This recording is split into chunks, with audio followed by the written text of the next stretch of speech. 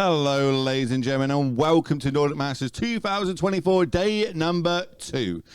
My name is Will Hall, better known on the internet as Will Hall EXP, and I'm joined by our current Player of the Year, Pro Tour champion, every other title there is in Magic. You have got it, my friend. Of course, it is Simon Nielsen. How are you? Ready for day number 2? I'm so ready. Dude, I can't wait. So let's get down to it. Let's give them the green light that they can start this day off. Day number 2 here at Nordic Masters. Who do you think's kind of favored in this matchup? I know I've been on the wrong side of Boros in this matchup a lot. Yeah, I was watching yesterday on the tables while I was having my round off, where Elias beat Oscar Christensen in this exact matchup, and so I think Elias is like quite well set up to beat these Boros decks. He's played a ton against them, but yeah, you know, maybe Lauge is just too smart for him. It was a fun game watching that. I watched the first couple of Oscar yesterday. Oscar in game 2 had 3 Blood Moons in hand, and it's just had all basics. He was like, this is not good for me. Yeah. And a Flage came out and just ended that game ASAP. But yeah, I think just like Wrath of the Skies is just such a huge deal against these Boros decks. They don't really have a good way of battling through it. Even speaking to some players, they feel like they bring in Surgical Extraction in out of the sideboard just to hit Wrath of the Skies because it's such a problem for this deck. Oh, that is an interesting strategy. Wow, that's like probably something we wouldn't recommend. I don't know. You gotta do what you gotta do, but here's you absolutely gotta. So I wonder if Lauge is just gonna go ahead and send this Guide of Souls to the sky here. Oh yeah, I'm going.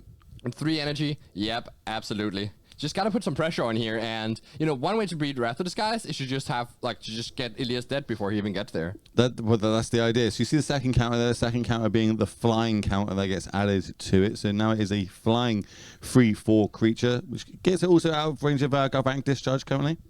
Yeah, absolutely.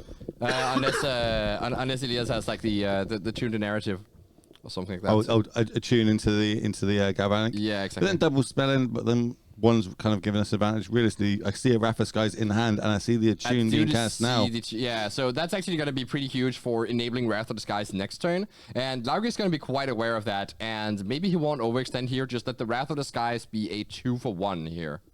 So what would be a good if I think like there's going to be a Wrath coming down next turn? What's the ideal play for me? Because I need to do something. I can't just not do anything for my turn. Would something like a Goblin Bombardment be good to be able to flip my Ajani? No, I think actually you have that wrong. I think it's totally fine to do nothing with your turn. Oh, really? And because Elias he has 2 energy, we can't see them on the table right now, sadly. But he has 2 energy, which means next turn he can Wrath of the Skies for 3.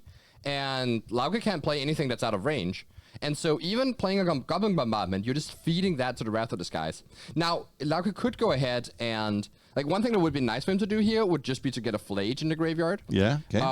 And another thing he could do is decide that he's not going to try to break his neck playing around the Wrath of the Skies and just commit a little bit more and hope it isn't there, but I assume that he'll be like not committing his best card here as well. So we could see the Goblin Bombardment just to like deal, a bit more damage. I'm just thinking that Wrath of the Skies doesn't hit the Planeswalker side. So, like, I'd still have a Planeswalker on the battlefield. Oh, right, yes. That's what I'm thinking of. Like, if I am going to lose my board, at least I've got a Planeswalker that can start generating me some more tokens. Yeah, that's a good point, Will. So, yeah, maybe Lauge is actively looking for that Goblin Bombardment here. You can also use, I suppose, Galvanic Discharge, Lightning Bolt to flip it as well. These are cards that aren't going to be super great in this matchup, but looks like 3 mana. I imagine it's a Flage. No, I think he just put Giganta in hand. Oh, just straight Giganta in hand? Yeah. Oh, wait, that start of the game? That's also good. It uses our mana up for the turn, I guess. Yeah, so that's like, in the case where he doesn't have Goblin Bombardment or good way to flip a Johnny, this is like much better than doing nothing with your turn. If any deck in Modern that I have seen, this is one of the best decks with Giganta because we've got Arena of Glories, we've got ways to give it flying with the Guide of Souls as well. So it isn't just a 5 mana, do nothing card. It can just be a 5 mana haster, which is really just good enough at times. Yeah, absolutely. Like I think Lauge really likes this Giganta. He's been putting it in hand a lot when I've been watching his games, and it's doing work. It's a big elk. I was actually sat down with him on Friday. We were just going playing some games like with this deck and watching some people play the deck just so they could get the reps in with it. And yeah, he seemed really good at piloting, knowing what he wanted to do with it. And just why he bought it this weekend, he's like, I just think this is the best deck. I just think it's just so consistent in what it does what it says on the tin. I can play multiple rounds of this as well. Lovely gentleman. So I think in Elias's hand we see a Fable of the Mirror Breaker, maybe, which is an interesting take on his deck that he has 2 copies main, 2 in the sideboard. Yeah, well, they looked really good yesterday when that Blood Moon was down, and he was just like, "Well, I'll get rid of my bad cards, get my Flages in my graveyard even quicker than they need to be." I do see another land. I do see double Wrath of the Skies in hand as well. I think Force Negation is hiding at the back of that grip of cards, because that's a big grip of cards. Still got a land drop to play for the turn. Deciding, do we want to Wrath this turn and hold up? Do we want to play our tap land and Wrath? I'm pretty sure Wrath nevertheless is coming down, and here it is, Wrath of the Skies. 2 energy, we believe, because from the Chunifa, so everything CMC 2 or less is going to go to the graveyard. Yep. Play a land tapped and pass the turn back. Yeah, and that's of course the 2 energy from last turn with the tune the narrative. So how can we rebuild? We know how good and fast these decks are at rebuilding their board states. I think we're also seeing Arena of Glory in hand, so that is really good with the Giganta. I love that we can sandbag that card a lot of the time. Like, if I'm not forced to, you kind of keep it in your hand a little bit, and then out of nowhere, there's this huge creature getting turned sideways. God of Souls leaving up 2 mana past the turn back. Yeah. That was a Flage off the top, I think, or the Ring. Yeah, that is not a great spot for Lauge to not have a better follow-up than just a Guide of Souls. So it really speaks. I assume like his hand is going to be quite reactive. Like he might have a Stasis Prison. What's it called? Yeah, Stasis Snare. Yeah. I think it's Stasis. Let me just double check that. Stasis Prison, you're right. Stasis Prison. What's Stasis Snare? Is that the 3 mana one from Zendikar? Like double white, 1 flash? Oh, yes. I think you're absolutely right. That is what it is. Of course. All right. Well, Lauge does not have that one in hand. No. And I think he's happy about that. Oh, we're going to start with the Fable here. One we don't traditionally see in these Jeskai decks. Yeah, it's interesting. So if you said that Elias has a Ring in hand, maybe he doesn't. I think it's Ring or Flare. Flage. It might be Flage one. And he's also, I think he also has a Consign to, yeah, he does have that. So he also have a Consign to Memory in hand. Free in the main deck, by the way. Yes, so that's one way that you could play a Flage and then counter the trigger. And you can actually do these sick things where you even activate Arena of Glory to play the Flage from hand, and then counter the trigger that makes it sacrifice itself. So you just immediately get a hasty Flage. And yeah, I think he probably has neither. Like, he probably would have played Flage if he had that here. So I think Lauge is in a lot of trouble if Elias is ever to draw Flage. There's a Ring off the top. Like, you know, we've seen the Rings so many times do so much good performances. I imagine we're not going to stop seeing it anytime soon, but that Giganta did get in. We are now only at 4 life, 1 point away from that lightning bolt range. We don't have enough energy to raft the board either. Let's have a little look at where we're going to go with this. So Elias is still thinking on his Fable discard at the moment. Or he's... discarded 2 cards and is now drawing 2 from the Fable. Definitely need to draw the 2 cards. It's advised if you're going to discard the cards that you do draw the cards in response. 5th land drop.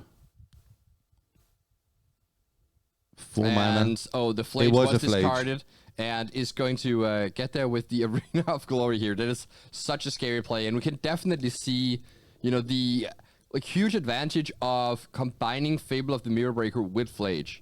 Oh yeah, it's a great way of getting it. Also, it kind of surprises people, right? Like once you hard cast it and it goes to the graveyard, you know about it. But with a Fable, because the Fable's turn 3 play, turn 4 you can have your access to your 4th mana. If you could just instantly throw it into your graveyard, you can get it back and do some sort of crazy shenanigans like we've just seen with that Arena of Glory giving it haste. So that is 2 shots or 2 lightning bolts to the Giganta, getting it off the battlefield, plus 6 damage to the face. Here is the prison. And now we see why Elias was waiting this way. Now he gets to use the Consign to Memory to counter the trigger of the Stasis Prison. Oh my word, that's so good. That is like good. That's what I've been saying. Like Elias knows what he needs to do in this matchup. Not just firing off Flage plus Consign to Memory on turn 4, but instead waiting until he had protection. Of course, he drew a Force of Negation in the meantime. Had the Force, that works as well. This is where the second one will come down, and we will see the trigger. I think it's just Flage left in hand, maybe one other. Yeah, it looks like a Flage in hand here for Lauge. Is it Flage Ring left?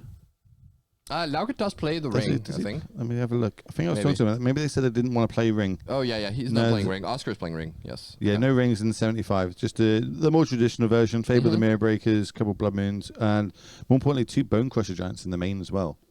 Oh, interesting. So he's actually prepared for the ring. Yeah. I feel like that is going to be a well-played card this weekend. Last card was land, so we're going to play it. We all know that could that's going to turn into a Surveil land. I was watching Lauge yesterday play in the last round against Red Green Eldrazi, where those Bone Crushers were incredible against an opponent with Trinispheres and Kozilek's returns. They do not line up well against a 4-3. Yeah, that was actually a really good back and forth game. I enjoyed that, where it was like the Wrath, not the all his dust, and the Flage came out and just got the dub. Yeah, it was cool. Mm-hmm. But it looks like this game is turning around quite dramatically now because of this Flage we see. Got to imagine there's enough cards for another Flage to come back on the other side. Yeah, so that's the next thing that Elias has to work with. But I think he has a counterspell in hand, so I don't think he's too scared of the Flage in the graveyard. And it seems like this Elias having the Flage advantage is just gonna let him run away with the game.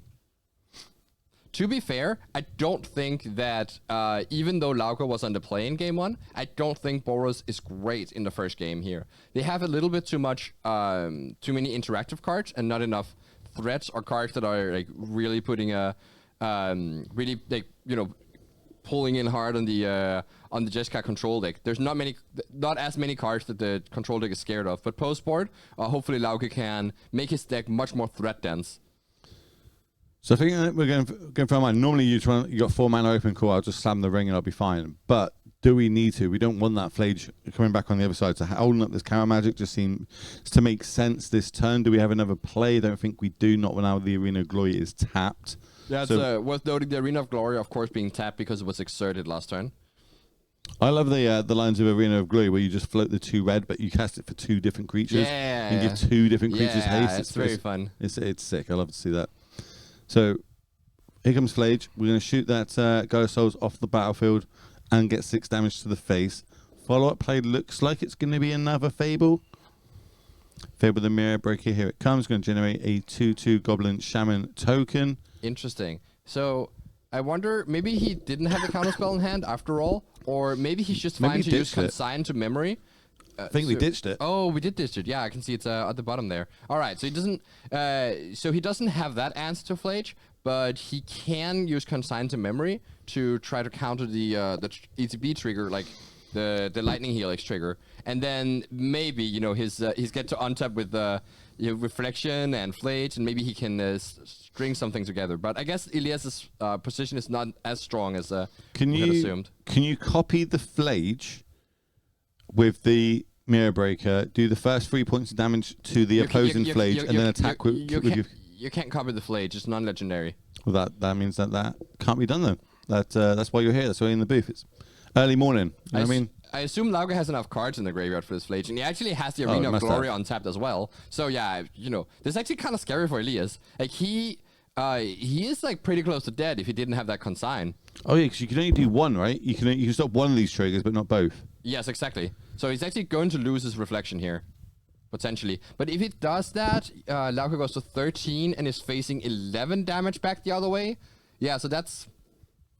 so Lauge is still out of range unless there's a second Flage in hand. So there's the 3. Gonna take that... Yeah, and Elias, of course, knows that there's like no reason to counter the first trigger because you can only counter one and might as well not give the information to Lauge. Chat's giving me sticks. I said it was early morning. I'm on UK time, chat. Come on, give me a break. All right, so here we see that being countered and... Block. Oh, Elias is thinking about, do you go to 2 life here and risk a Lightning Bolt? Or do you jump block here and then you're not necessarily going to have lethal next turn? Just 9 points now as we pass the turn back. Remember, we've got the Fable going up to 2 this turn as well. That can get us a couple cards deeper. That's a Wrath of the Skies drawn for turn, plus the 1 ring, which will give us protection for the next turn, this turn anyway, if we do choose to deploy it. Currently, we've got trigger on the stack. We discard up to 2 cards, then we can draw that many. Elias does have the Wrath of Skies, 1 ring here. And decides to just get rid of the Wrath of the Skies. It makes sense. We don't really have much energy floating right now, plus a Wrath is double-sided. It would also get rid of our Flage, get rid of our Fable. Yeah, absolutely. I think the Wrath is a useless card in this position, which again is the power of Fable. So here we go. Go digging once more. What sort of card are we looking for in this instance? I think it's just something else to combine with the 3 damage from the first Flage trigger here, like a second Flage or a Galvanic Discharge to take out Lauge's Flage. Well, we did target the Flage with our own Flage, which makes me think we drew a Flage. So Flage, keep the one that's not going to die on the battlefield. Yeah, and so now I think Elias has gotten out of the worst part here. I don't think Lauge can escape this Flage a second time. And of course, the big thing here is that Elias still has the ring in hand. So even if there is something like a stasis, he also has the second Flage in the graveyard. So there's like enough threats here that even if Lauge draws some sort of answer for this Flage on board, it's still not gonna give him the game win. Even if he can remove the Flage here. Like, Lauge still has a lot to slog through here. This is the turn that you want to have a ring in your deck. You want to be able to slam a ring this turn and gain that extra turn, gain these extra cards. Start off with a fetcher, though. I think we've used both Surveils, so it is just going to be a basic. Yeah, but the fetch land does actually mean he has enough to get the Flage out. Remember, this game has been going on for a while, and cards have been flying off into the graveyard, so... That was all he needed to bring back this Flage. All right, I see. What's your favorite art of Flage? I think I like the original one, honestly. The OG? Okay. Yeah. You asked me this question a lot, and my answer is always like the... I will get you to find like a fancier card more than the OG one. The most original one with one frame. That's always what it is. So like Lightning Bolt, Sim 11. We couldn't be more different. I'm like, I want the full art one. I want it to bend sideways. They're just better. No, they just do more damage when they're full art, That's how I dress. That's not how I play. I like it. I like that. It's a good answer. Eagles of the North. That would have allowed this Flage to not do a trade, right? You can actually just have played the Eagles of the North and attack with Flage, deal 3 to face, and then Lauge is forced to chump block with his own Flage. That's a pretty nice play. Gives all your creatures +1, +0, and first strike, of course. So here comes the 3 damage to the face. We imagine there's going to be a block momentarily. This still forces the block here, and of course Elias has the second Flage to get back from his graveyard, but you can also just deploy a ring. There's like not really a rush to get Flage out right now, and you have the Arena of Glory, so next turn has haste as well, so this is again really putting Lauge in the bind. I think it's going bad to worse here. I didn't get a good look at what that is. Is it it must be a fetch by the looks of it. I think it was a henge, monumental henge. No, the attune, sure. It was double. Attune into into the head. You're good at this, though. You called it before you even drew it. No, he had it in hand. Did he? Yeah, he had Attune and henge in hand. So I just, I thought you were talking about the other card. I thought you called it. I was like, it's an Attune. And into an Attune, into a henge. Cast a luck. Cast a luck. It's like the Fortseas bug, which is a little bit better. It's, exactly. The best way to win a Magic is to be a little bit clairvoyant. I like that. You know what I mean? If you got it, you got it. Here comes the crack, the fetch.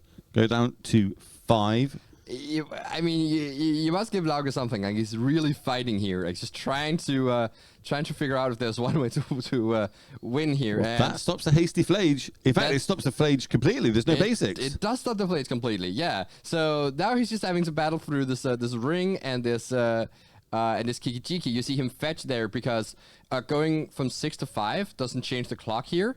When you're dealing 2 a turn, and it does thin out your deck slightly. There's a basic planes. One more of those is not going to be good news on the other side. Counterspell in hand, plus another ring. All right, so Elias could have played the second ring here, but he's going to wait until he draws 3 cards next turn. And here's an Ocelot Pride just in time, maybe, so he can go down to 1 life and then maybe start clawing back, and literally clawing back. Literally clawing back with the little kitties. Flage, play Flage, do 3 damage to face. That is enough to take this game down. That was a lot more back and forth than it should have been after that, like, turn 3 Wrath of the Skies. But we get to look at both players' sideboards now, as we've got the Jeskai deck still undefeated and 1 game up. So this is the full 75. That's the sideboard. What do you like bringing in this matchup, Simon? Yeah, so something really interesting about Elias is such a good control deck builder. He always does his own things, and you see it here with the Consigns and Memories main deck. 3 copies to make your Flage work better and to also stop all sorts of things in the modern format. And you got Solitudes, not in the main deck, but in the sideboard. even still, he has the Eagles of the North in the main deck to be able to pitch to those Solitudes. Like, so it's just like beautiful deck building where he's really he's really like, you know, breaking some of the like standards for like what we normally do with these decks. And I think the way he's going to sideboard is to bring in those Solitudes to answer opposing Phlages, bring in the Fables, and I'm not sure about the Path to Exiles. It's possible he'll bring them in because they're just more white cards to pitch to Solitude. Is that the main reason? Because it's or because it's also like a cheaper threat that can one just literally deal with a Phlage on the other side by exile and again it completely out of it. Yes, exactly. I think like Phlage is the like most important like part of what's going on here. So I could imagine that's what's going on. And I think he's going to go a little bit lower on the counter spells that 2-for-1s himself. So the Forces of Negation and the Subtleties are looking a bit less good here. You might not want to like cut out all copies, but if you want to bring in those 9 cards, well, I mean, you got to find the cuts somewhere. So that's why I could see, you know, some cuts being made. Maybe you shave a Consign to Memory as well. All right. Well, over on the other side for Boros, let's see if we can have a look at the list now. But it is very generic, so to speak. There's nothing stands out to me too much here, besides maybe that one card, Jolted Awake. Yeah, that's an interesting card that Lauge decided to play. And Jolted Awake does allow him to return something like an Ajani or an Amped Raptor or a Ocelot Pride from the graveyard to the battlefield. And also just has cycling. So it's like, just like one, you know, like fairly efficient way to get back some of your things, especially post-board when you have Unlicensed Hers or Damping Sphere. You can get those back in the matchups where it really matters after they've dealt with them. So for his post board, he does have the 3rd Bone Crusher Giant, and those are really important because they deal with the One Ring's protection. You can't stomp the opponent, but you can stomp anything else, and then damage can't be prevented this turn. So it makes it really scary for Elias to rely on the One Ring protecting him. And then you see, you know, some other stuff that like might come in. He could have the Unlicensed Hers as like an extra threat and a way to like try and contest Elias's Phlages. But of course, Elias does have access to Consign to Memory to get a Phlage into play without touching the graveyard even. So yeah, that's not necessarily that great. And then of course you have the 3 copies of Sun Cleanser. That's the really big one, and not a great thing to bring back with Jolted Awake, because what Sun Cleanser does is that it just stops Wrath of the Skies. And of course we see Elias be prepared for that because he has all these Path to Exiles and Solitudes post board, so he can deal with the Sun Cleanser. So what about Wear Tears? Because we saw a lot of Fables in that game. Like obviously we saw 2, which it's closed deckless tournament still, so we don't know how many's there. Are we going to respect that? Do you think Wear and Tear is a thing that we want to be bringing in here, or is it just, you know, I think Gavin Steve says it to me really well once. He said, for every 4 cards in my opponent's deck, I'll bring in 1 card to answer it. Yeah, I think that, but that's like very much a control player's way of thinking about it. And that's not necessarily where the position that Lauge is in here. I think if Nassif was playing this Boros Energy deck, he would not bring in the Wear Tear because he's not playing a control deck. He's in fact, the more controlling he makes his deck, the more he plays into Elias's game plan. So I actually think you don't want to bring in the Wear Tears. If Elias also had artifacts in his deck, so that the Wear Tear would not just be a 1-for-1 answer, but actually be a 2-for-1, well, then we could start talking. Okay, interesting. It's always good, what you mentioned there, to know your role in the matchup. You don't want to make your deck slower because you're playing into the Jeskai control deck's game plan, so to speak. Like, they want the game to go longer because they're going to have more card advantage. You're going to have a lot more 2-for-1s the longer the game goes. But here's another good one for 2-for-1s. Here is Amp Raptor. Going to generate 2 energy.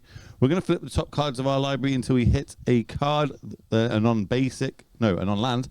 And it tends to be another Amp Raptor. So it's going to use our 2 energy, cast it, gain another 2 energy. But they don't cycle off onto each other because you've got to cast it for that ability to happen. You got to cast it from your hand specifically. You are also casting the other one. From your hand? Yes. Is that the key? The key line?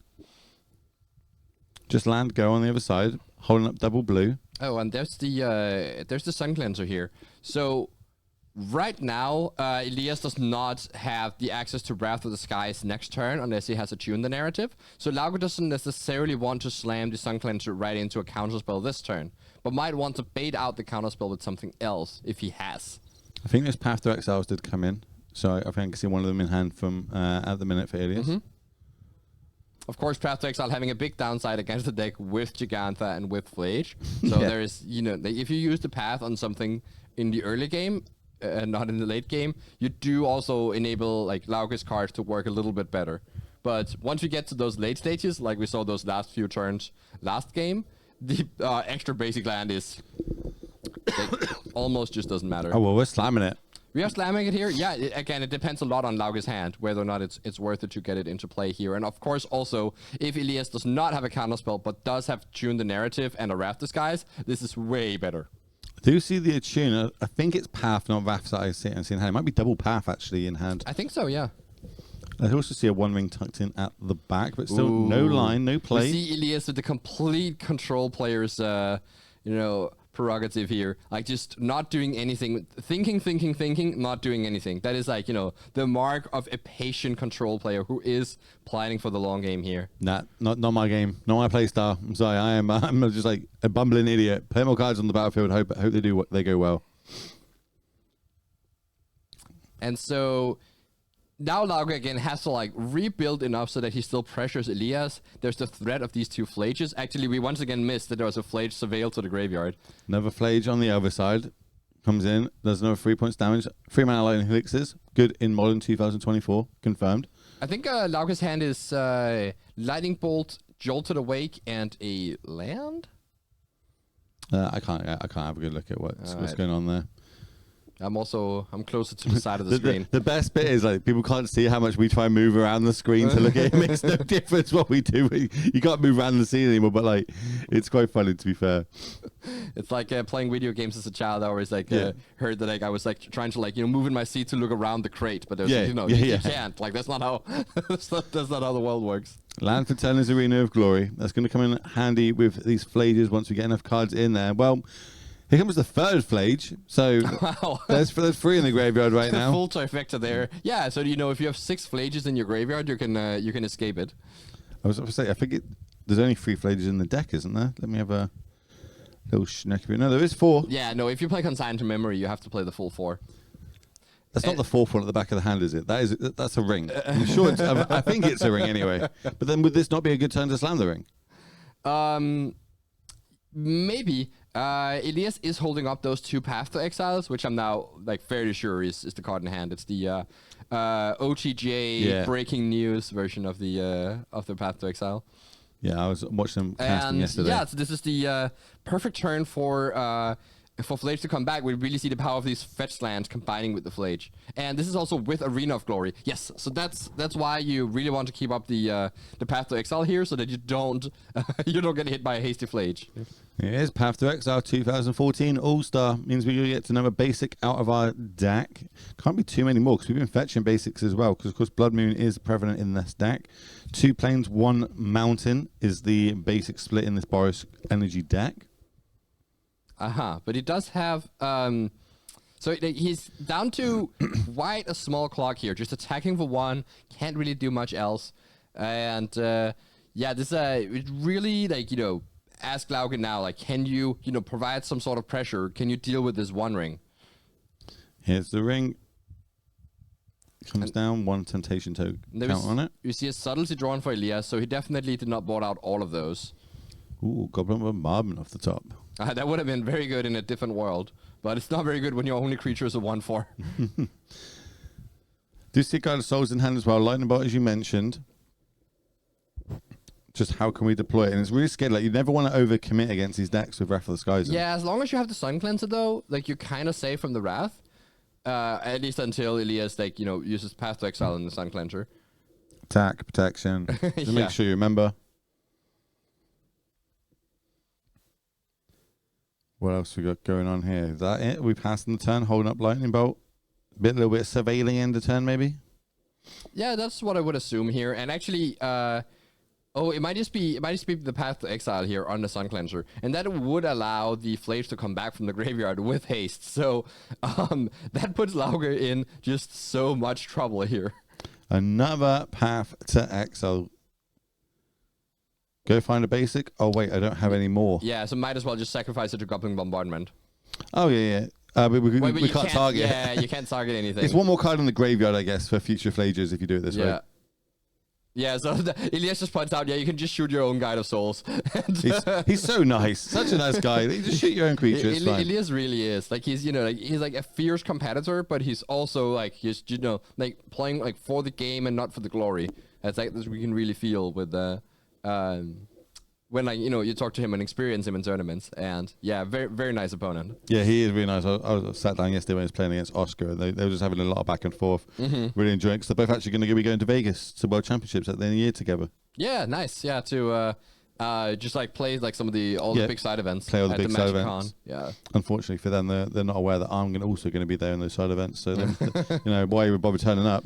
Oh, now we see the Arena of Glory getting excited, and we know what time it is. It is a Falelage time.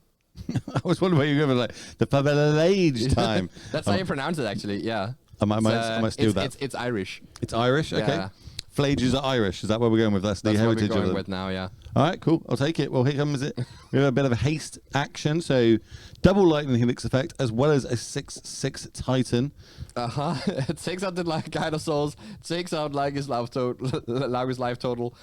Just does so much here, and unlike Elias, Lauge does not have access to Path to Exile to like cleanly swoop up that Flage here. So gotta find some other way to deal with it, and Winter Teeth certainly doesn't help, but maybe he can string together something else. Maybe double Lightning Bolt deals with the Flage. It's not pretty, but it's if it's what you have to do. You gotta do what you gotta do. You know what I mean? Sometimes it's not pretty in Magic. Sometimes you just got to play Path to Exile. You know what I mean? Card we don't see much. Maybe after this weekend we're going to start seeing an uptick in that card. Lightning. Oh, maybe it's a double Lightning Bolt turn. Lightning Bolt. It is double Lightning Bolt. Yeah. Doesn't feel great, but you got to do what you got to do, as we said. Yeah. That is that was like a 3-for-1, right? A 4-for-1. That Flage, right? Giganta going to go to hand. Land play for the turn. So next time we can have a little hasty Giganta on the other side. But the ring is still ticking and ticking. And like you always, when you play in these spots, you always hope that somehow the Jeskai control player ends up dying to their own ring, and then it just never happens. No, it's very rare that I've seen it happen, but it happens once. It's normally Tron decks that struggle with it. Decks that have Flage are kind of okay, but it's like the Tron decks I see play, they don't have good ways of gaining their life. That they're just like, oh no, the only way they have to get it off the battlefield is resetting it by playing another one.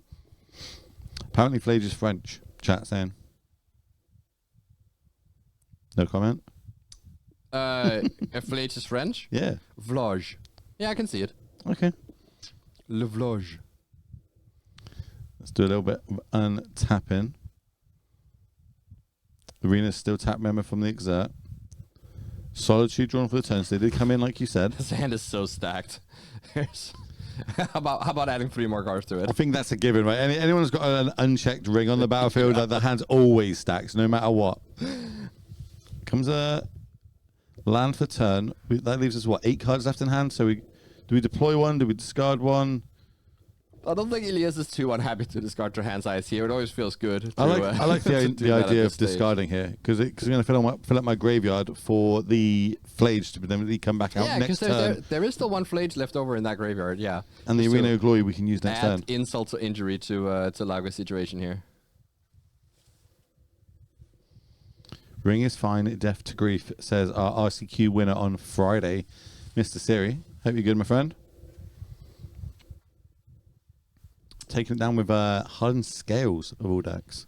Yeah, no, Hardened Scales certainly a very nice deck. And I was like, when Friction Tower got spoiled, I was like so in for like trying a bunch of Hardened Scales. Again, I love playing that deck in about 5 years ago, I guess at this point. I hate playing against that deck because not only do I now need to know how to play Hardened Scales when I play against it. It's like the math I've got to work out. Like, so you sack that, 2 counters there, and that gets the 2. And am I dead? Am I not dead? But I think it's got a real high skill value to it, and especially when you play against it, if you don't know what the deck does and how it works, and if you're dead or not, like you just lose games out of nowhere. Exactly. Yeah, you can easily put yourself dead on board. That's why I often say to my coaching students, it's like always do the math. Like really, like don't do any shortcuts. Just sit there, add the numbers up, figure out what's actually going on. And it's it's tougher than it might seem. It's not speaking of tougher than it might seem. It's this uphill battle that we've got currently right now on as you're looking at right. It was Lauge's turn 8, I guess, and our last 2 undefeated players in the tournament yesterday.